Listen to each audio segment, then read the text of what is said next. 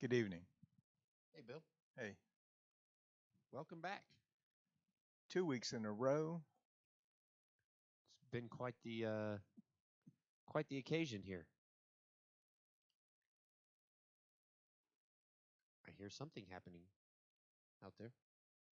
Um, so where have we been? We've covered a lot before 2 weeks ago, but we finished chapter 21 Finally. and Yep. and we jumped into chapter 22 last week and we talked about a lot of good things. Yes. Right? We did a recap of what was happening in 21 and got into chapter 22 and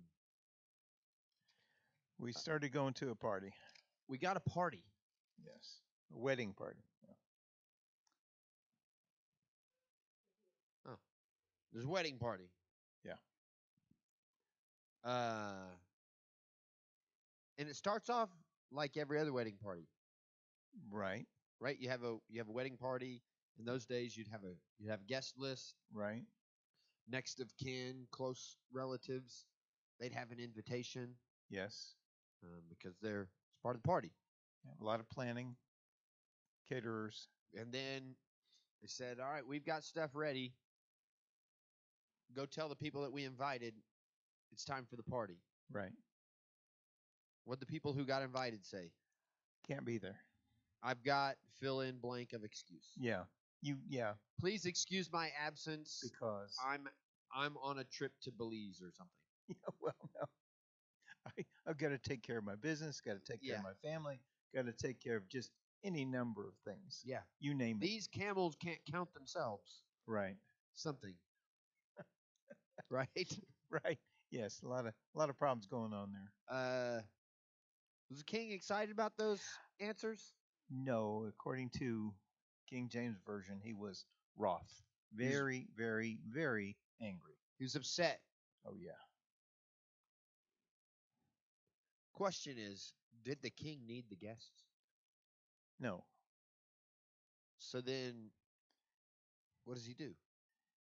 He tells his servants to go find some guests. This party can't go to waste, right? He don't, well, No he good. didn't- No good party should go to waste. Right.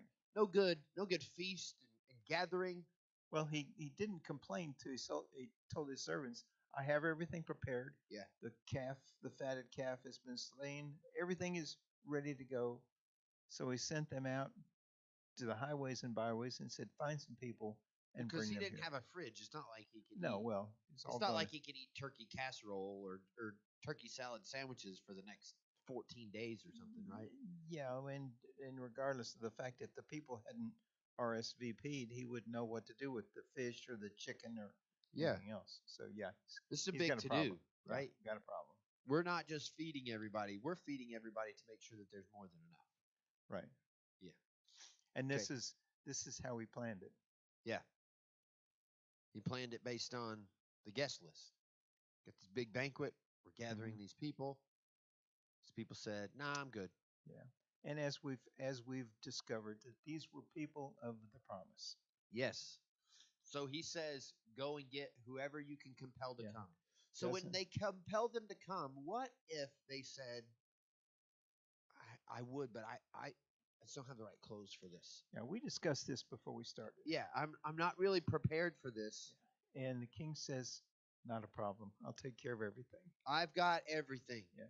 Not only do I have the meal, I have everything you need to be ready for the meal, to Right. be prepared and chosen for the meal. Yeah. And then we took another step forward, looking at, since this was a Jewish wedding, Yes. everyone had to be in proper attire. But not only that, they had to be declared or made clean Yeah, you according to the law. can't come into this space. This is another one of those spaces, just like if you weren't clean, like the type of clean can enter the temple clean, you can't enter This the wedding feast. Right. There is a process of purification. Matter of fact, the bride would go through a 2 or 3 day process of being bathed and prepared and sanctified, being set apart. Right. Made whole and perfect. Yeah. What is that? There's another term, not just sanctified. Uh, yep, purified. But when I think of it, I'm gonna be like, "Hey, that was that word," and you're gonna be like, "We're a long way from there later on." Anyway, um, so she's being made ready. Right. Okay. Um, it, huh? Yes, it is. That's another word that came. There's another word. And you'll think of it. I'll think of it later. Okay. Anyway, um, but the thing is, we often, I think personally, and maybe everybody else is different, but I maybe you're not. I feel like often we read this story and be like, wow, how often do other people miss the party that God's throwing? We hate to think about it, but probably a lot. And the reality is, like, for me, am I so convinced that I understand God and how He's throwing the party that I think that I'm never missing it? But I really do think, for me personally, it's a reminder of like, am I missing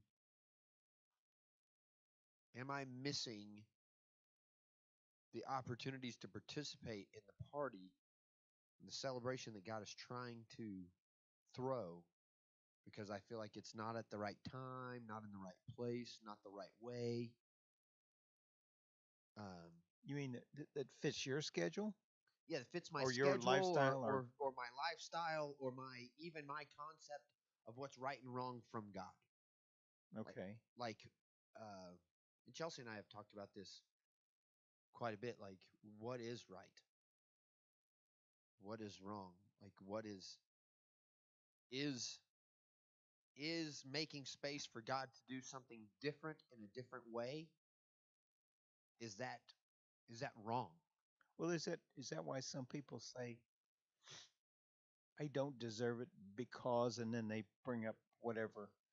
Maybe, or I'm thinking more of like, Even as a Christian, you're not living for that well, purpose. I'm thinking more of like, maybe the presentation of the gospel and the gathering of saints doesn't look the same in certain contexts. Um, like, predominantly the American church and the Western church gathers together on Sunday mornings Right. as a joining with, uh, participating with Jesus and celebrating His resurrection week after week after week, because it's Resurrection Day. That's what Sunday is. Right. Instead of gathering and worshiping on Sabbath, which is like a true Saturday, Okay. because Saturday is Sabbath. But then, like, there are some churches that don't even, they have some things that happen on Sundays, and their major day where they get together is like a Tuesday or a Thursday. Like, when we were at uh, when we were doing Chi Alpha ministry, like when I was in college, our major meeting day was Tuesday, and our Bible study day was Thursday. So Tuesdays and Thursdays, like, we'd have at TU while I was there, with Justin Green as our campus pastor at the time. Um, our Tuesday night would have like 60 to 70 kids at it, Okay, but students. let me ask you this: that was a university function. Sure. So then, did the majority or the a good part of the other people still attend their local services on Sundays So or Saturdays? realistically, most of our Chi Alpha kids, no, they didn't. So that That was was their church for time them. Yeah. with God. Hmm. Period. It was worship service. It was, yeah. It was dividing of the word. It was connection and giving. And That sounds like a much more intense um, study and or gathering than anything that I've ever experienced on a Sunday. we had a men's. It did. Well, yeah, Yes. yeah, I agree there too. That it depends, but I'm saying it's got to have a Got to have a great deal to do with your thought process, like you Well, were talking about. It's yeah, like my and so lifestyle says this is what I should be doing, so this is what I am going to be doing.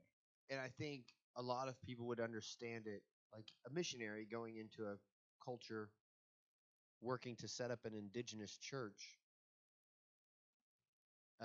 I see the Chi Alpha campus ministry people much in the same way. They're going into a space where their indigenous people are the students of the community of the and Right. so creating space for how do we minister to them and reach them in their context and in a space that makes the most sense and is the most impactful for that community. And potentially, and this may not be right or wrong, but potentially that may be a discussion and an observation and a concept that maybe our local church leaders don't uh, especially if you're coming in as a revitalizing or like a reopening space. Don't you really like so local churches does the leadership of the local church, especially if they're in a revitalization or a reopening process, like reestablishing a church process, do you think they consider the process a more than just a church plant, a missions program where you're trying to reestablish the indigenous church? So figuring out, does this time and space and process of presentation of the gospel actually meet the needs and fit into the culture of the community, or do we need to do something different? You know what I mean?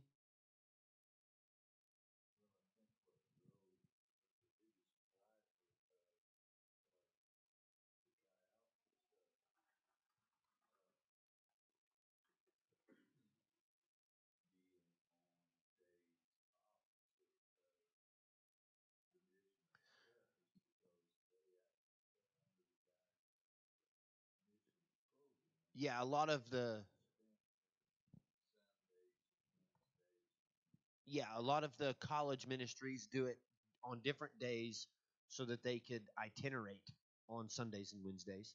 And they could also offer those kids that they're connecting because they know they have a limited space for those kids and they're going to graduate out or they're going to try to yeah, they want to get them connected and then try to reconnect those people into partnering and being a part of local churches so that those local churches so that they have a lifeline beyond like summer times and into life.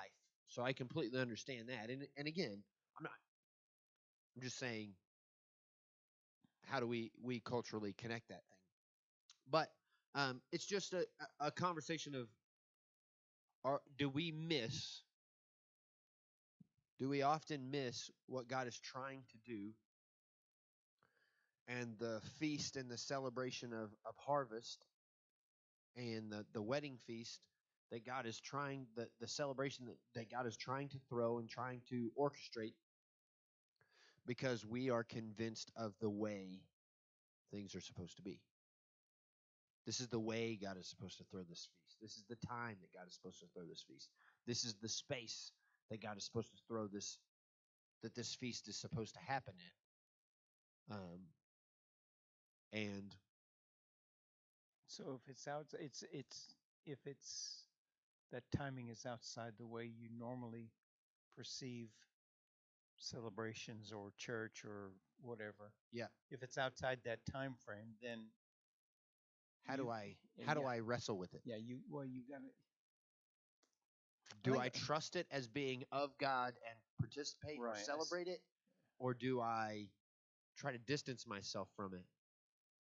And we're gonna talk a little bit more about kind of tie this in later on, but how does it work out in this particular story? Because after we get this interesting like conversation and thought process where we paused,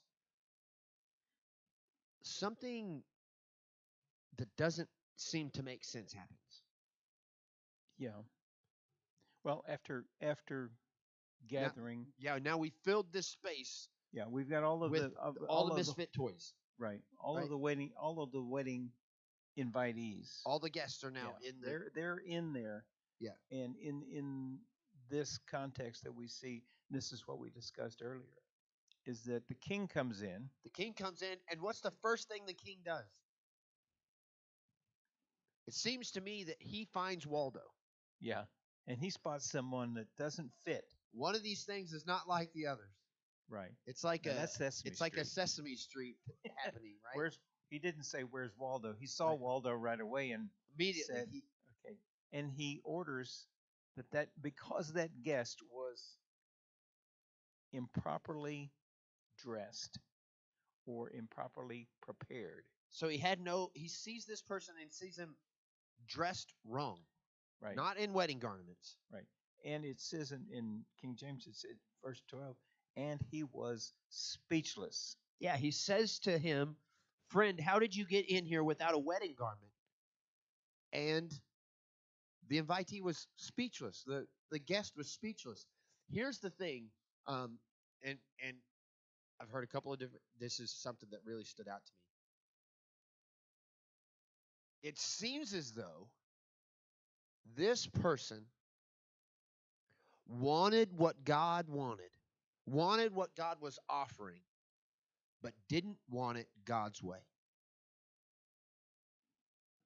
He wasn't crashing the party. He was just there, but of his own accord. He wanted what God was offering, but he didn't want to access it the way that God said it had to be accessed. He wanted the king's feast, and he wanted to be part of the celebration, but he didn't want to be prepared and do things the way that the king wanted them done. Right. A more modern, like if we're talking about Jesus calls it, or we're talking about God. God says that, or Jesus says that we cry out to God. And what's the word? Do you know the word that he uses?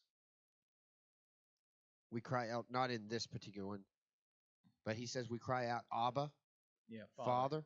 They look for Father. Which yeah. Abba means daddy. Like Mhm. it's informal for Father. Yeah, okay. So it's interesting. If God is supposed to be our Father, this implication that they're saying that this person without the proper clothes on at this feast would say he wanted what Daddy was offering, but he didn't want to do what Daddy told him to do to get it. Okay. He wanted what Daddy was offering. He wanted what Daddy had, but he didn't want to do what Daddy was saying to do. Which would be, in this context, you would not want to be properly cleansed or That's right. properly prepared to accept the parameters of the That's right. of the invitation. That's right. He wanted to accept the invitation, but he wanted to be on his terms. Yeah, okay. The thing about an invitation is you accept an invitation based on whose terms? Whoever's throwing the party. Whoever's throwing the party. Yeah. So when the king invites you, well, it's like if you got an invitation to a costume party. Yeah. And you came wearing your work clothes.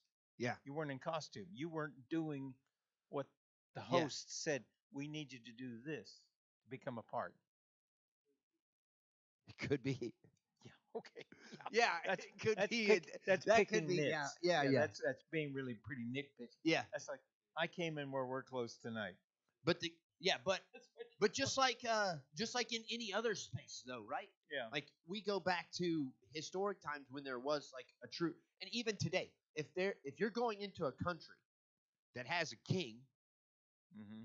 Yeah, and you're invited to appear before the king, there's certain parameters of what it is to appear before the king. Yes? You don't come dressed like John Fetterman. That's right. Don't show up in your hoodie and your shorts. Yeah, I can see that. Right? Well, like in any case, and that's why that particular thing brought such outpouring of whatever. Seems pretty excessive what comes next, right? It's like President Zelensky Yeah. comes into the White House in the Oval Office, and he's in Still in his military. he's in gear. his sweatshirt and jeans, basically. I mean, this is what he wears to war every day. Now Okay. it does have a seal of the Ukrainian president, and Yeah, big deal. like it's still like no one could see that, but Yeah. he didn't have a tie on. right. I mean, he serious. He wasn't But I dressed say, for the occasion. and so in back to Sure. context in what we're talking about here. So the king says, then the king to the servants says, bind him hand and foot, and take him away, and cast him into outer darkness, where there shall be weeping and gnashing of teeth. Now that's extreme. Yeah, seems pretty extreme. When stuff is out of place, Yeah. like when we were in the Old Testament, and there was a story, or like when we've been reviewing through Matthew for the last 73,000 weeks, it seems. And Jesus is telling a story, and there's something that just is like, that doesn't make any sense to be there. Right. What's usually happening? We're getting a remez. We're getting a hint. We're getting a hint. You didn't listen to what I said way long time ago. So what's the chances that there's a hint going on here? Well, many. Seems like we might want to be looking for one. And every time I think of this hint, I think of one of the shortest books in the Bible. Zephaniah, that little 3-chapter book, okay? So let me just read some stuff The here. minorest of prophets. Yeah, one of the minorest of prophets. And the focus of this particular prophet is priesthood. So I'm going to start in Zephaniah chapter 1, verse 2. Okay? Let's see if we can connect some dots. Hang on. Let me get there. It's such a tiny book, I can't think I can find Zephaniah, Haggai, Zechariah. Yeah. Right? Yeah. Chapter what? Chapter 1. Okay. Starting in verse 2. I will utterly sweep away everything from the face of the earth, declares the Lord. I will sweep away man and beast. I will sweep away the birds of the heavens and the fish of the sea and the rubble with the wicked. I will cut off mankind from the face of the earth, declares the Lord.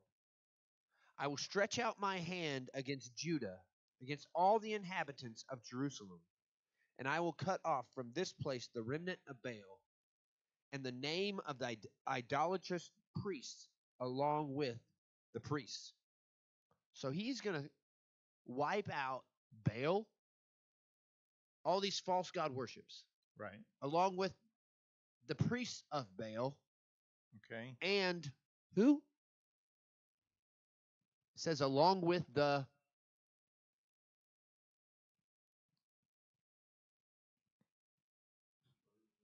at the end of verse 4. Well, I don't know what the priests it says, but Chemarims. Yes, What's that? that is the Jewish priests. Okay, is that just another word for? So he's cutting off the idolatrous priests of Baal, Right. and the priests of God. That's pretty severe. Yeah. Those who bow down on the roofs to the host of the heavens, and those who bow down and swear to the Lord, yet swear to Milcom. What does yours say at the end of verse? Malcolm. Milcom? And swear by Malcolm. Yeah. And who's that? Another. Yeah, it's just like a Baal. Another false god. What's the Molech? Okay. Molech. Seems like we've got this pretty big sweeping idolatrous priests who are connected to the priests, and all these people who go up on their roof and pray to God, they're going to be wiped out. Jesus seems to be referencing a lot of stuff that is dealing with the destruction of Jerusalem that's coming. Yeah. Seems to be a reoccurring theme. That's just one of the other times. Hold on, we're not there yet. And those who turn back from following the Lord, who do not seek the Lord or inquire of him. Are the priests, has Jesus been cleansing the temple for some reason? Well, He yeah, did, right? because In chapter 21? they have done things in the temple that were never intended to be done in the temple. The Right. selling and buying and selling of So they were still anything. praying to God, Yeah. but they were profiting. Yeah, well, sure. They were making money selling. And they were enjoying the fruit of Their life with Yeah. Hellenism, right? Yeah, well, They were living pretty lavishly. Like you said on Sunday, that some of them that were out there enjoying the mud wrestling. Yes. Yes. Not necessarily a priestly activity. Verse 7. All right, here we go. Be silent before the Lord God. What did it say that the man was? The guest who was questioned, what was he? Speechless. He was speechless. He was silent. Yeah. All right, be silent before the Lord God, for the day of the Lord is near. The Lord has prepared a sacrifice, and consecrated his guest. Consecration, that's what I was thinking of. Right. He's consecrated his guest. So it seems like he's done this, right? Yes, he's prepared a feast. He's prepared his feast. He's consecrated his guests. Yes, he's welcomed them into his palace. And on the day of the Lord's sacrifice, I will punish the officials and the king's sons and all who array themselves in strange apparel. And not dressed right. Huh. Well, if we go back to Matthew right now, we know that Jesus is speaking before quite a collection of Sadducees, Pharisees, Herodians, and in reading ahead, all of the people groups were there. Yes. He's speaking to it. And so we know, because of the Sadducees and Pharisees and those law keepers and lawgivers and law straightener outers, they all realized, wait a minute, he's talking about Zephaniah. Yeah. That's the hint, the remez that... you know what he says next in verse 9? On that day I will punish everyone who leaps over the threshold, and those who fill their master's house with violence and deceit, fraud.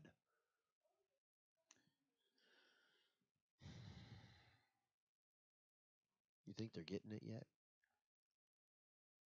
Well, you'd think that they would have gotten it. If from this very hint of binding and casting to the outer darkness, weeping and gnashing of teeth. Yep. Sounds pretty severe. Yep. So you hear all this crying and howling. These are the ones he's punishing. He's not talking about just one single individual. No, he's not. He's saying these sons who are supposed to be, because it's interesting that he says the king's sons. There's a king in this parable, right? In this story? Right. And what does Jesus say about you and I and those who have been outcast and separated? If they confess Jesus as Lord, we're adopted. Adopted as sons and daughters, right? Of the king. Yes? There's no discrimination at that point, yeah. But when the sacrifice happens, when the party starts, you'll be speechless before the king. And the king's going to punish every one of the king's sons. That is in and weird all apparel. Who array themselves in strange apparel. So if you're not fully prepared. And it's because they've hopped over the threshold instead of holding themselves accountable to doing things right. They're deceiving. That's what it says, right? Okay, yeah. Everyone who leaps over the threshold. They've come in a false pretense. They're trying to deceive. Mm-hmm. They want God's celebration, but they don't want to be consecrated the way that God wants them to be. Yeah, it's like having their fingers crossed behind their back. Yeah. They say, well, yeah, but King 6. I'm Yeah. not really doing this. I'm just making a show. It seems as though this is a direct attack against priests. Yeah, well, it has to be because since it's a remez, the unlearned Yes. would not be aware of Zephaniah, first of all, because it's such a Yeah. small Yes. writing. Uh-huh. But the priests would have had access to this training because why? They had to learn it all They anyway. had to learn it all. That's right. And they have to remember it. And without their memorization, they couldn't be a priest. They couldn't teach others. Yeah. So yeah, this is gonna stand out. It's gonna Yeah. really stick them to say, yeah, why didn't I think of that? Yeah. This isn't good. But okay, And it's just right after a story where we kind of talked about why would they answer that way? Because it's pretty clear that he's talking about them, but they don't get that they're talking about that he is talking about them, and then they get offended. How could he talk about us this way? About the son who agreed but didn't do? Yes. Yeah. He's Yeah, like, that- so the kingdom of God's going to be taken from you. Yeah. And here's how it's going to be taken from you. Mhm. You acknowledge God and say yes, and you accept the invitation, and then you show up to the invitation, but you refuse to consecrate yourself and purify your ways, so you don't belong. Yeah. And you feel like you belong because nobody else is saying anything to you, so it must be okay. But then when the king shows up, his is the only opinion that matters. Right. And that's why you're bound up and thrown out. And we've heard this so many times with being cut off and winnowed and Yeah. separated and thrown out and burned in fire and stuff like that. So it's an ongoing story. Have you learned it yet? So it seems like God is saying, no matter what you do and how you do it, when it comes to following me, being part of my family and part of my kingdom, It's only one way. there's no faking it. Yeah. There's only one way. It's my way or the broad way. Mm-hmm. And my dad used to say that all the time. It's my way or the highway Right. or the Air Force way. Yeah. And That then was- they have this discussion. Let's before we get into this next part, because they're going to start to really try to tempt Jesus, and I want to get through this part today if we can. I think we got time. They are going to stop. The Pharisees and Sadducees are going to start working together. They're going to stop asking Jesus questions and coming to him with good intentions. Everything else they're going to do now is they're working together to try to discredit Jesus. But haven't they been doing that? They've been asking him clarifying questions, Mm-hmm. but now they are going to intentionally ask him divisive questions. Okay. They are trying intentionally now to discredit him. This is a smear campaign that they're trying to effectively orchestrate. They're going to try to smear Jesus to devalue him as a teacher of the law so that people will turn and reject him. And so we've talked about these two men before. There's two major Pharisaical teachers in the century leading up to Jesus. Do you remember their names?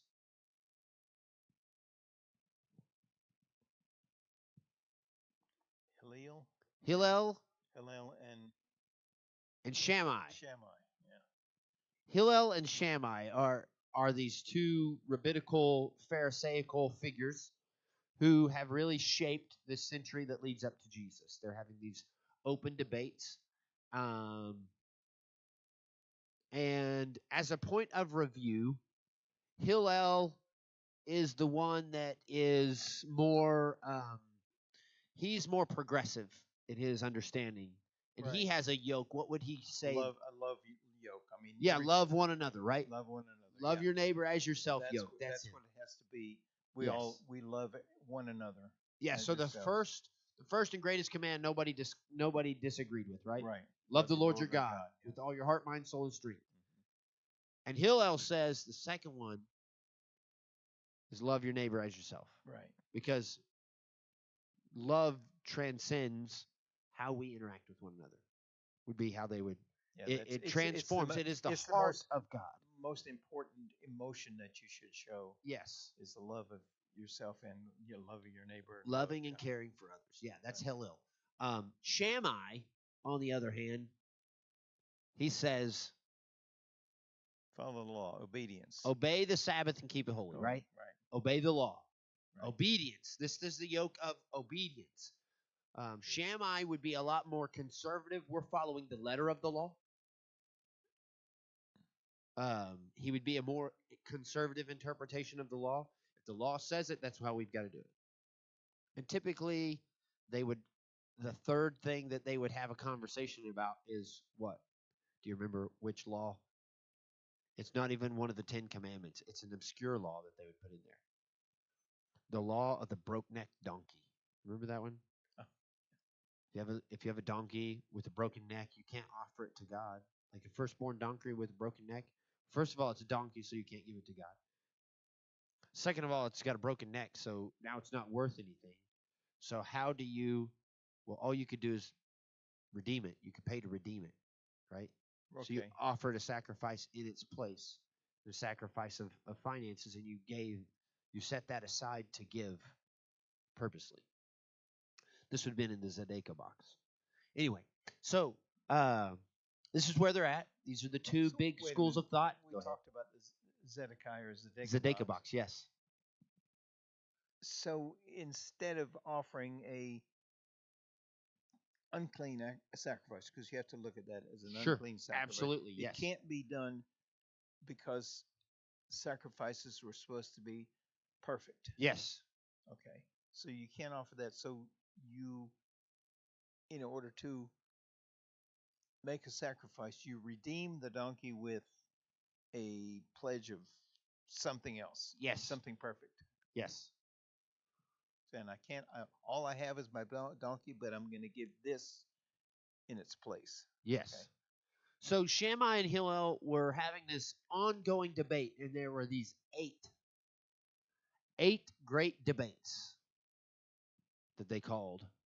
And we've talked about a few of them. Remember, we've talked about some of them. I won't bring them up. But one of those 8 great debates was paying taxes. Paying taxes. And now, here's what we have to understand about this conversation. It's not about the taxes. No. There is still this same conversation, I would say, in the world today with Christian people. Yeah. So let's talk about this. It's a strange happening. We've talked about this before, reading through the book of Matthew. The book of Matthew is tough because it uses some interesting words and has some interesting word choices in the Greek that we don't see often. And there's an opinion about that. One opinion about why it has some interesting Greek chosen words. Any shot in the dark of why it might have some interesting one opinion or theory as to why it might have some interesting Greek words that the other scriptures don't use? One in particular is the word that's translated as taxes here. That's what you read. That's the word in Greek, and that is the word that's actually used in the book of Luke. Okay, the tribute. And it's right. Yes. And it's the fealty or loyalty or yes, honoring something other than. And it's not it's honoring something other than God. So one prevailing opinion about why there's these interesting doesn't make sense isn't the same word that's used in the parallel passages in these other Greek written books is that Matthew, there's an opinion out there that Matthew was originally written in Hebrew Right. instead of Greek. Right. Well, And so that would have muddied up some translation It and would, moving well, it was over. written specifically to the Jews. Yes, it's a Jewish book written by a Jewish author So it'd to have Jewish to be in- readers. It'd have to be in Hebrew. You would think it would be in Hebrew, but our popular opinion and most consistent is that it's in Greek. Except the thing that's interesting about these synoptic gospels is overwhelmingly when they have all three of them together, Matthew uses a different word oftentimes than Mark and Luke. And potentially it's because it was written in Hebrew, translated to Greek, and then that translation was a rough translation, and it means about the same thing, but not exactly the same thing. But the same happening happens in Luke chapter 20. Right. And the word there that is translated taxes in Matthew is the word kinsos, which kinsos does not mean taxes. It means tribute. It's properly translated as tribute in the book of Luke. Luke would be very accurate in his very exact and precise in his word choice as a physician and a person who is very legally specific. So how would this tax work? How would this tribute work if this is what we're talking about? Yeah, we talked about this before we started, is that in order to get into certain places controlled by the Romans, Yes. you had to have a tribute coin. A tribute coin. How do you get this tribute coin? You buy it, I guess, with whatever monetary... Yes, you would have to buy it. You'd have to buy this specific coin. We're talking about a specific coin, yes? Right. We're not talking about just any random dollar and they charge you a certain amount. You had to have a specific coin. What would that tribute coin mean? It meant that you paid homage or tribute or obedience or loyalty or whatever, a lot of terms, to a specific person. Okay. So if I'm a Roman citizen, born as a Roman citizen, do I have to do this? No. This is only who? Non-Romans. This is only non-Romans. This is only conquered people. Right. So Jewish people count as conquered people? Yes. Absolutely. Absolutely controlled. Yes. So they've got to be able to get a hold of this Tiberius tribute coin specifically would be the one that they were using at this time. And the image of Caesar or Tiberius at the time, that's what we talked about this too. It's in this very specific time frame. Yes.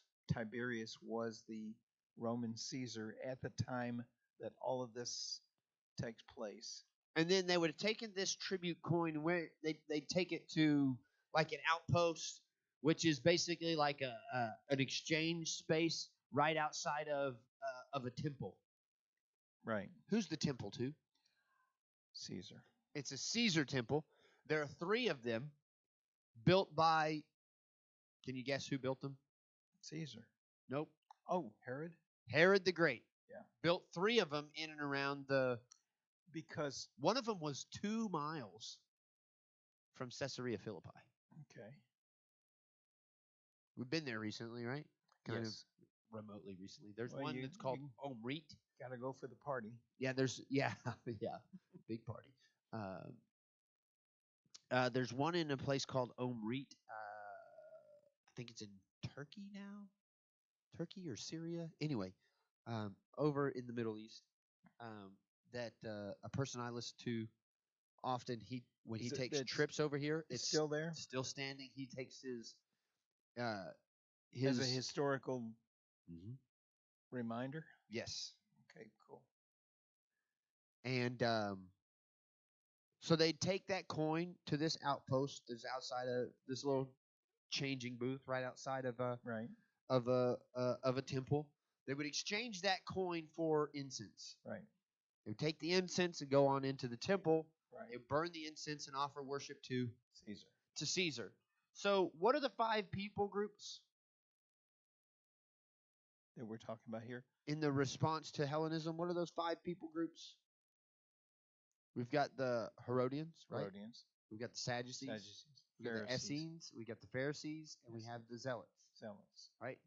Those are our 5 people. I'm going to read a little bit of this scripture, and then we're going to talk about what's happening here. Okay? So then, verse 16 in Matthew chapter 22 says, Then the Pharisees went and plotted how to entangle him in his words. And they sent their disciples to him, along with the Herodians, saying, Teacher, we know that you are true and teach the way of God truthfully, and you do not care about anyone's opinion, for you are not swayed by appearances. Seems like a lot of flattery going on. Mm-hmm. Tell us then what you think. Is it lawful to pay tribute to Caesar or not? So let's just talk about these people groups. Okay? Right. When it comes to paying tribute, what are the Herodians going to say? How is a Herodian going to respond Well, to? because of the nature of their living pattern and everything else, they're going to respond that yes, we pay tribute to Caesar. Yeah, just go get the coin and pay it and go through the motions and move on. Yeah. Right? Because it's what everything else we do is we just have to do it. Like, is based on what Herod would do. Yeah, you can pay tribute and taxes to Caesar, right? This would be their justification. We can pay tribute and taxes to Caesar and move on and still be faithful to God. Right? Isn't That's the idea. That would be their idea, yes? What do you think the Sadducees, how do you think they would respond? Here's what I think. I think the Sadducees would have stockpiled the coins and said, oh, you forgot your coin? Don't worry. I got you. I got you one. It'll be twice the price. You don't want to have to go all the way home to get your drachma. Here, just I've got one.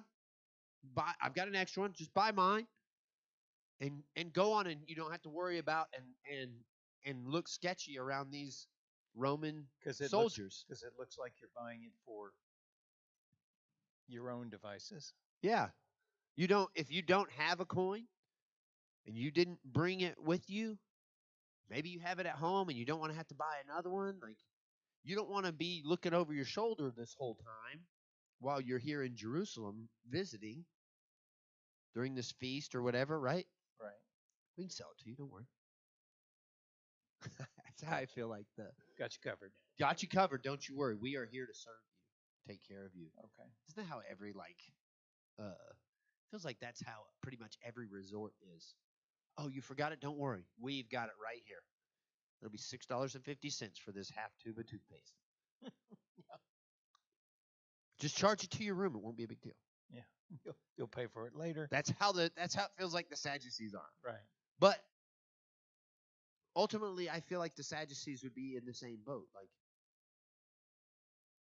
it's what is necessary. You don't have just do it half-hearted. Just go through the motions and move on and come back to the temple. Offer a sacrifice of cleansing and move on. Yeah. Go through the consecration process. Which will also process. cost you $6.50 for That's right. Dove. Yes. Yeah. But hey, you'll pay for it in the beginning or the end or one way. Yes. Right. Yeah. And it sounds so obscure when you bring it up like this. But yeah. Well, okay. So they're not actually paying tribute. They're going through the motions. Correct. So they're trying to fool God and Caesar. Yes. Okay. Who's next? The Essenes. Whoa. How would they react?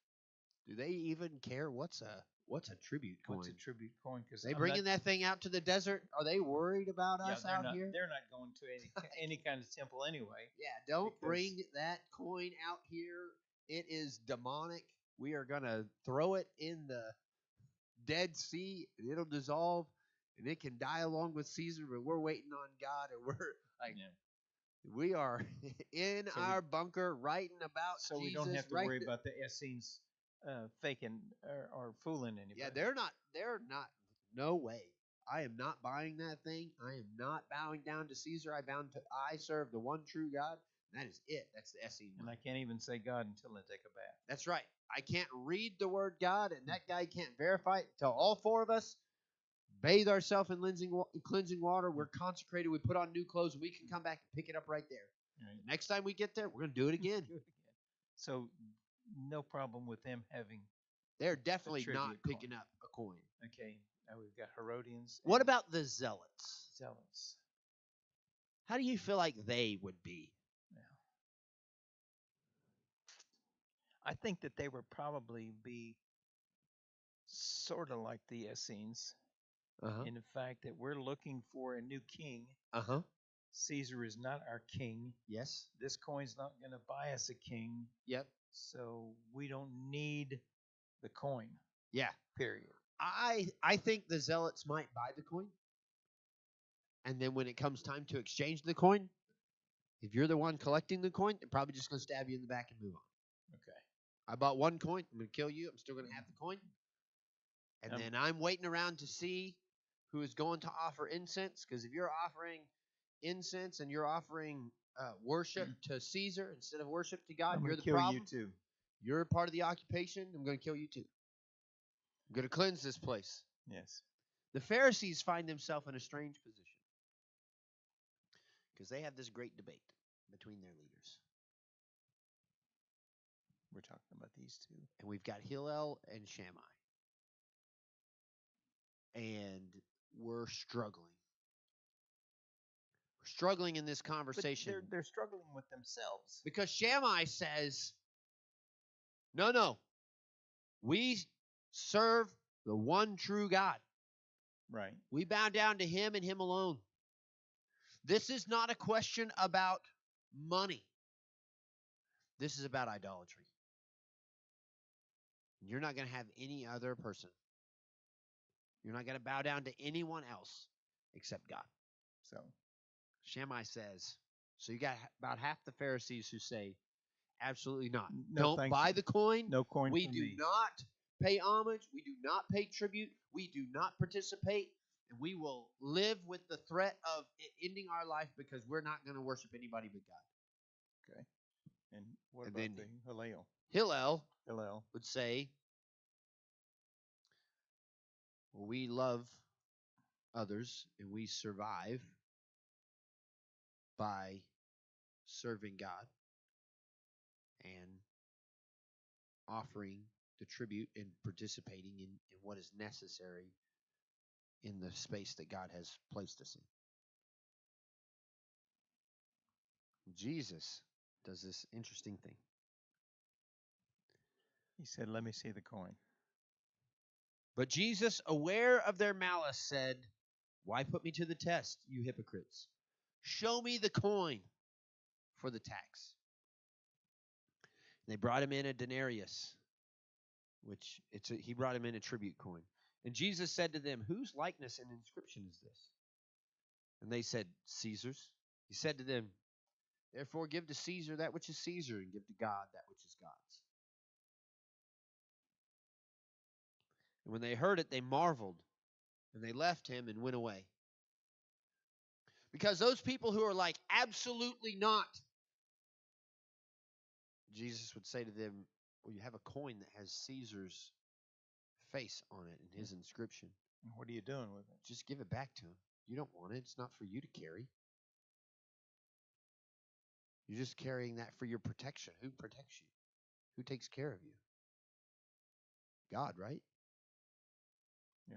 Well, then give that coin that has Caesar's inscription. Give it back to Caesar. Let him take it and do with it what he wants.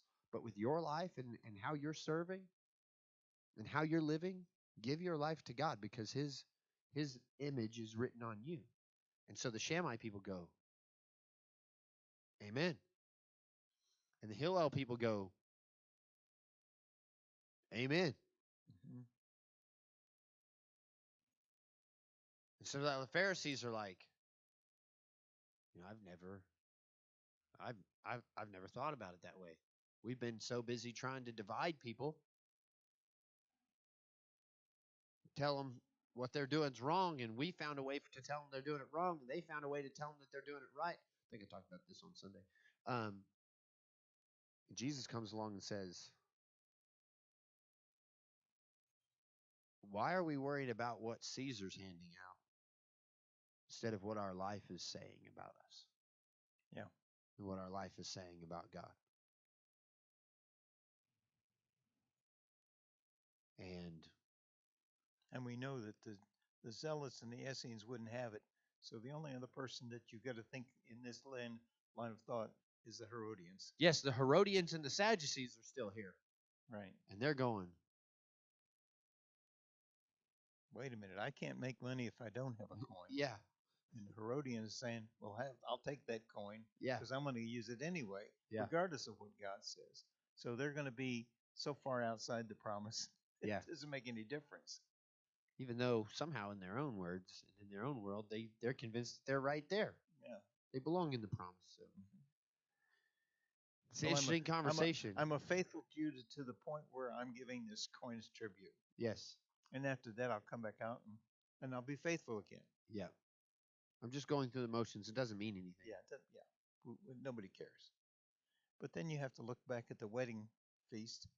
You're not dressed quite right, bud. Yeah. Going through the motions doesn't cut it, does it? Yeah. That's what Jesus is kind of trying to hit at. Now they're trying to trap him, and he's just speaking to the heart. Here again, we see Jesus not giving them one answer, but giving them two answers and letting them make up their own mind. Yes. As to what he just said. Yeah. He's got some incredible rabbi jujitsu skills over here. It's like fencing, saying parry, thrust. You're not looking for these droids. You're parry. not looking for these Yeah, droids. These aren't the droids you're looking for. It's like, but they are. No, they're not. No, they're not. It's a Jedi mind trick. Yeah, he answers their questions in a way that they've never expected the answer, and it reaches the heart of the issue that they didn't even realize they were pursuing after. Right. And so we need to stop there because this next part is going to take way more discussion. Yeah, this next one is definitely going to take us a while longer. So this is a great place for us to wrap up. Such a great discussion. I just don't know that we've really given credence to this particular conversation as significant as it was, because and I think it's pretty poignant because of where we're at in timing, and right now it's March 19th. Mm-hmm. So we're 4 weeks away from what would be America's tax day, right? April 15th, have all your taxes in. And it's like, do I pay taxes? And again, it's not about taxes, it's about a tribute, but either way. Yeah. Do I do this thing? Do I surrender myself? Do I pay to the government? And we give up what's theirs to them, and you give what's God's to him. That's your life. Yeah, that's true. And serve him faithfully. And we could get into huge parts of discussion about taxes at this point. Yeah. It's going to be... Let's don't go there. It's going to be a great time. But thanks for joining us. Yes. Join us next week. It's going to be good. And we appreciate you following along with us. All right. Good night.